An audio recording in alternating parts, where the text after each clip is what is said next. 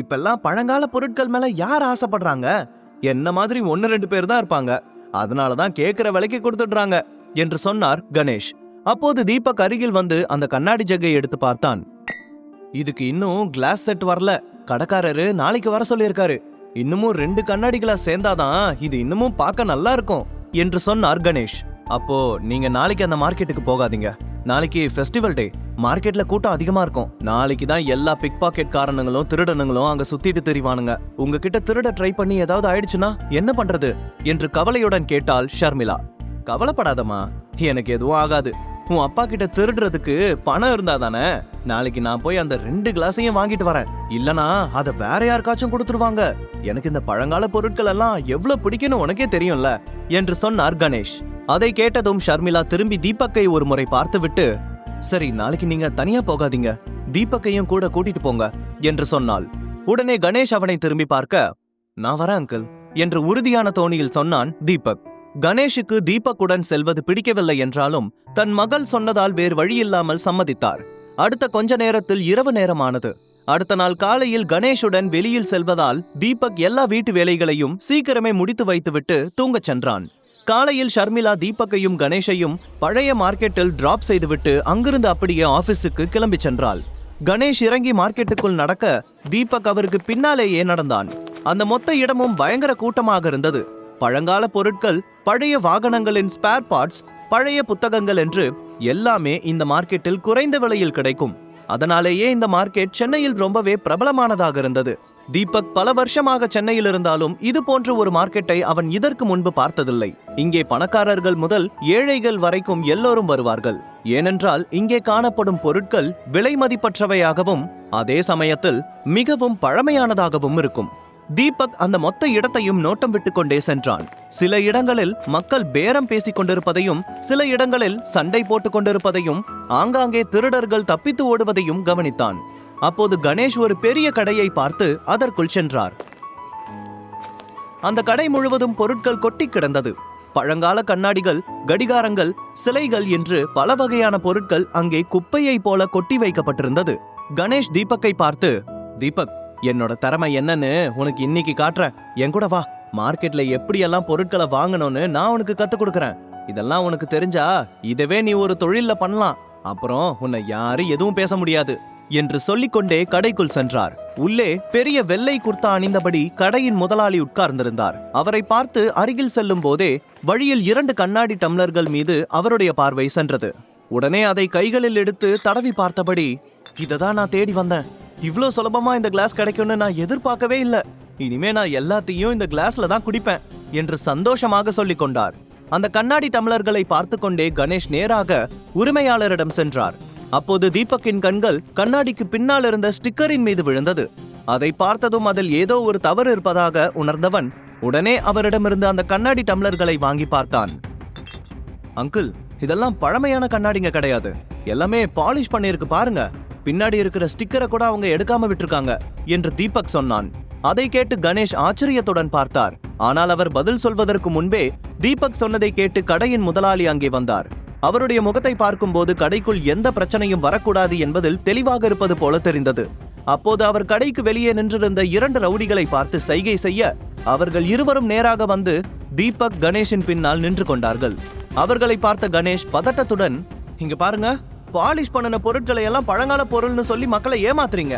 அதை பத்தி கேட்கலான்னு நினைக்கிறதுக்குள்ளேயே ரவுடிங்களை வர வச்சு மிரட்ட பாக்குறீங்க. இப்படி எல்லாம் பண்ணனா கண்டிப்பா நான் போலீஸ்ல கம்ப்ளைண்ட் பண்ணுவேன் என்று சொன்னார்.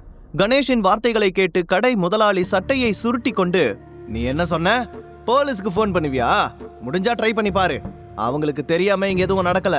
அவங்கள வரவழைச்சிட்டு நீங்க இதே மாதிரி நிம்மதியா இந்த மார்க்கெட்டை விட்டு போயிடுவீங்களா என்று கோபமாக கேட்டார். அவர் சொல்வதை பார்க்கும்போது எந்த நேரத்திலும் தீபக்கையும் கணேஷையும் அடிக்க தயாராக இருப்பது போல தெரிந்தது. அவருடைய மிரட்டலை பார்த்து கணேஷுக்கு பயத்தில் நெற்றி வியர்க்க ஆரம்பித்து விட்டது. தீபக், நாம இங்கிருந்து போயிடுறது நல்லதுன்னு நினைக்கிறேன் என்று அவர் சொல்ல தீபக்கின் கண்கள் அங்கே இருந்த ஒரு சிறிய கல்லின் மீது விழுந்தது. அந்த கல் வெயில் பட்டு மிகவும் பிரகாசமாக ஜொலித்துக் கொண்டிருந்தது. தீபக் அந்த கல்லையே கவனமாக பார்த்து கொண்டிருந்தான். சில நொடிகளிலேயே அந்த கல்லின் முக்கியத்துவத்தை அவன் புரிந்து கொண்டான். தீபக்கும் பழங்கால பொருட்கள், அவற்றை பற்றிய வரலாற்றை படிப்பதில் அதிக ஆர்வம் இருந்தது. அந்த கல்லை பார்த்தவுடன் 3 வருடங்களுக்கு முன்பு உணர்ந்த ஒரு சக்தியை அப்போது அவன் உணர ஆரம்பித்தான். அவனது உடல் திடீரென சூடாக தொடங்கியது. 3 வருடங்களுக்கு முன்பு நடந்த அனைத்தும் அவனுடைய நினைவுக்கு வந்தது. உண்மையில் தீபக் தனது வீட்டை விட்டு ஓடி வந்து ஷர்மிளாவை திருமணம் செய்து கொள்வதற்கு முன்பு நீண்ட காலம் திருவண்ணாமலையில் தங்கியிருந்தான். திருவண்ணாமலையில் தீபக்கை பற்றி யாருக்கும் தெரியாது. தீபக் தனது அரண்மனை ஆடம்பரங்களை எல்லாம் விட்டுவிட்டு அங்கே வந்து எளிமையான வாழ்க்கையை வாழத் தொடங்கினான். அங்கே இருக்கும்போது அவனுக்கு பல அனுபவங்கள் கிடைத்தது. பல வரலாற்று மற்றும் ஆன்மீக புத்தகங்களை படிக்க தொடங்கினான்.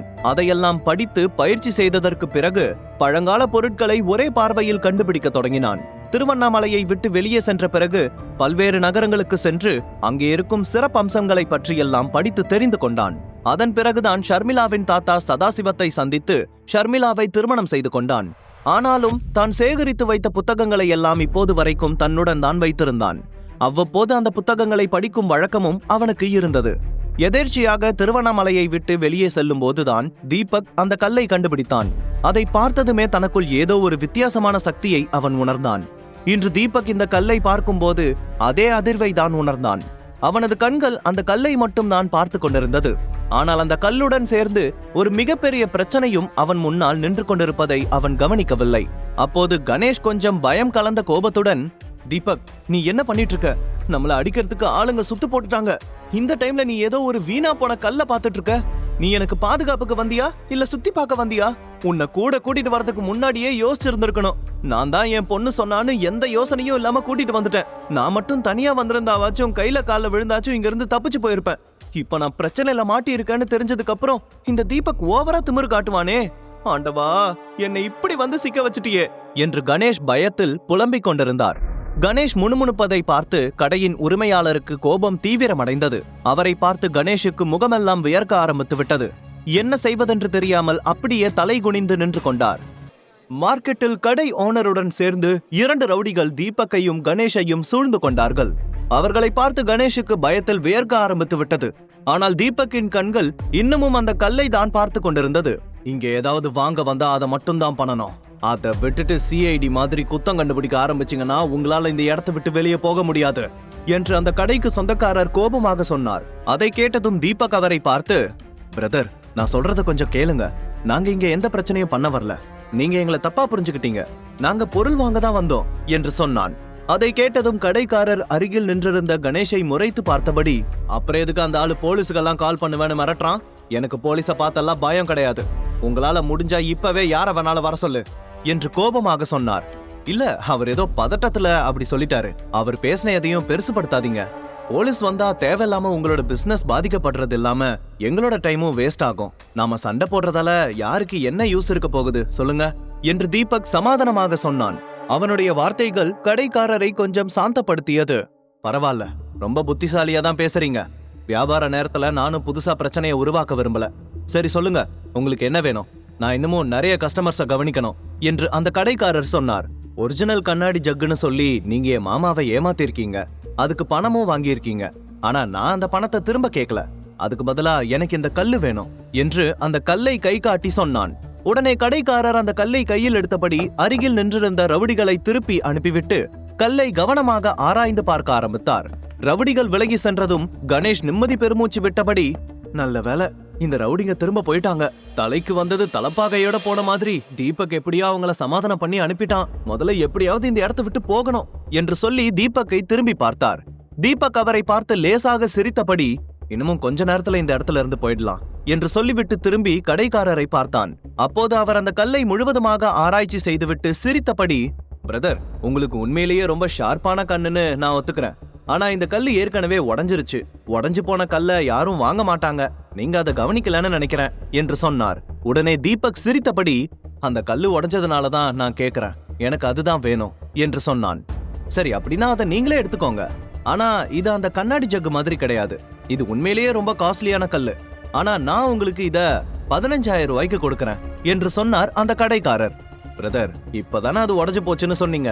ஏற்கனவே நீங்க கண்ணாடி ஜக்க ஒரிஜினல்னு சொல்லி ஏமாத்திருக்கீங்க. அதுக்கு பதிலா நான் இதை எடுத்துக்கிறேன். உங்க மேல தப்பு இருந்தும் நாங்க எந்த பிரச்சனையும் பண்ணாம இருக்கோம். அதுக்காகவே நீங்க இதை எங்களுக்கு சும்மா கொடுக்கணும். இருந்தாலும் பரவாயில்ல, அந்த கண்ணாடி ஜக்குக்கு கொடுத்த காசுல பாதியை இந்த கல்லுக்கு எடுத்துக்கோங்க என்று சொன்னான் தீபக். அதை கேட்டதும் கடைக்காரர் சிரித்து கொண்டே, நல்லா பேசுறீங்க. உங்களுக்கு உண்மையிலேயே எது உண்மை எது டூப்ளிகேட்னு நல்லா தெரிஞ்சிருக்கு. சரி, இதை நீங்களே வச்சுக்கோங்க என்று சொல்லும் போதே பின்னால் இருந்து, அந்த கல்லு ரொம்ப நல்லா இருக்கு, அதை நான் வாங்கிக்கிறேன் என்று ஒரு கணீர் குரல் கேட்டது. உடனே எல்லோரும் டக்குன திரும்பி பின்னால் பார்த்தார்கள். அப்போது அந்த மனிதன் விலை உயர்ந்த வெள்ளை உடை அணிந்தபடி கையில் தங்க காப்பும் முகத்தில் கருப்பு கண்ணாடியும் அணிந்திருந்தான். அவனுக்கு பின்னால் சில செக்யூரிட்டி கார்ட்ஸ் கையில் வாக்கி டாக்கி மற்றும் துப்பாக்கிகளுடன் நின்றிருந்தார்கள். அந்த ஆள் சிட்டியிலேயே மிகப்பெரிய பணக்காரர்களில் ஒருவனான வெங்கட். வெங்கட்டுக்கு பழங்கால பொருட்களின் மீது அதீத ஆர்வம் இருந்தது. அதனால் அடிக்கடி அந்த மார்க்கெட்டுக்கு வரும் பழக்கம் இருந்தது. உடனே அவன் முன்னால் வந்து கடைக்காரரை பார்த்து, பிரதர், நான் அந்த கல்லை வாங்கிக்கிறேன், விலை என்னன்னு சொல்லுங்க என்று சொன்னான். தீபக் வெங்கட்டை பார்த்ததும் ஒரே நொடியில் அடையாளம் கண்டு கொண்டான். அவனுடைய வார்த்தைகளை கேட்டு கடைக்காரருக்கு என்ன பதில் சொல்வது என்று தெரியவில்லை. அவர் வெங்கட்டை பார்த்து சிரித்துக் கொண்டே, சார், நீங்க நாளைக்கு தானே வர வேண்டியது, என்ன இன்னைக்கே வந்துட்டீங்க? இந்த கல்லை ஏற்கனவே அவங்க விலை பேசிட்டாங்க. அதுவும் இல்லாம அது உடஞ்ச கல்லு வேற. இதை விட உங்களுக்கு நல்ல நல்ல ஐட்டங்களை காட்டுறேன், நீங்க உள்ள வாங்க என்று சொன்னார் கடைக்காரர். எனக்கு அந்த கல்லு தான் வேணும். உனக்கு எவ்வளவு பணம் வேணும்னு சொல்லு, நான் கொடுக்கறேன். அந்த கல்லை இப்பவே என்கிட்ட கொடு என்று சொல்லி வெங்கட் ஒரு கட்டு 500 ரூபாய் நோட்டுகளை கடைக்காரரின் முன்னால் நீட்டினான். முழு கதையையும் கேட்டு மகிழ பாக்கெட் FM ஆப்பை டவுன்லோட் செய்யுங்கள். லிங்க் டிஸ்கிரிப்ஷனில் கொடுக்கப்பட்டுள்ளது.